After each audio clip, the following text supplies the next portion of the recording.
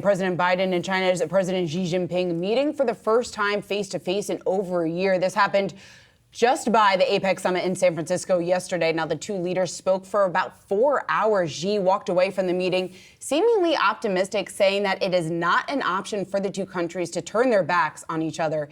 He added, quote, "Planet Earth is big enough for the two countries to succeed."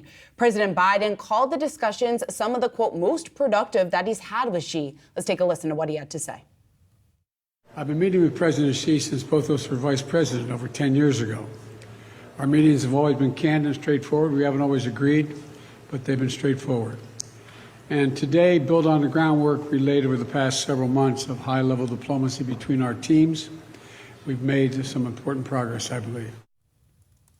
So made some important progress. I think at least at first you would have said that the tone at the meeting was relatively optimistic, maybe a bit warmer than what we have seen in terms of U.S.-China relations in the past. But then there were some comments made by President Biden shortly after those comments were initially taken. And that could have unraveled things, maybe any of the progress that was made. And those were the comments that he said in regards to a question about whether or not Xi is a dictator. And President Biden said, quote, "He's a dictator in the sense that he's a guy who runs a country that is a communist country that's based on a form of government totally different than ours." And I think those comments are what the street, what traders are latching onto this morning when you see some of the pressure and some of the U.S.-Chinese listed names here throughout the morning. Yeah, and some of those listed names were in attendance at the meeting yesterday and at this dinner, forking up $40,000 just to try and get some of that time and sit at the table with the Chinese president. They didn't take mine. They didn't take mine. I didn't take it. I mean, I had the paper here. They didn't have it. Don't worry.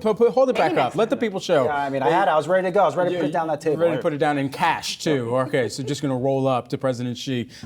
But at the end of the day, Larry Fink, CEO of BlackRock, Tim Cook, CEO of Apple, who his business, the greater China business for Apple, is actually down year over year. I think it's sitting at about $72.5 billion versus last year, which was just a hair higher than that. But at the same time, all of these companies want to have the ear of the man, of the president, that ultimately is going to dictate perhaps how their business's success moves forward in a region that is outside of where their own homegrown name and their brand has evolved from for so many years here. And so with that being some of their growth strategy, of course, they all wanted to have that in perhaps, but there were some interesting photos taken too along the way. Well, I just have to quickly acknowledge, and we're all friends here, I was watching Biden and Xi walk down that path. I wanted to see who was going to win the race, that walking race. I mean, full disclosure, optics matter in these types of meetings. Race. I was just very curious. See, look, I was actually watching this. Do you think yesterday. They think about that? Absolutely, most certainly, absolutely. Optics matter.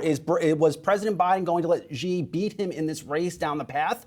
It was actually something, and look, right there, you can see Xi pulling ahead, and you got the president kind of letting him pull ahead a little bit, maybe trying to cool relations. But then he put his hips into it and tried to, Yeah, and I think President Biden What was the outcome, do we know? I think President Biden actually beat him at the finish line. But nonetheless, like you mentioned, Brad, optics matter.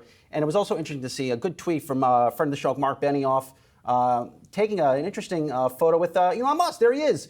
A lot of capital tied up in that photo, of course. Mark Benioff, Salesforce co-founder and CEO, and Elon Musk, who runs, 18 different companies, maybe? Yeah, safe to say that. And then I think we had Xi with Golden State Warriors jersey there, so nice swag for Xi Jinping on his way back home. Yeah. Well, he's doing everything he can to try to win back some of the foreign investment that has left China. Well, he also lost that race down the path. He did, yeah. Well, it was a tough path. At least according to Sas, he lost.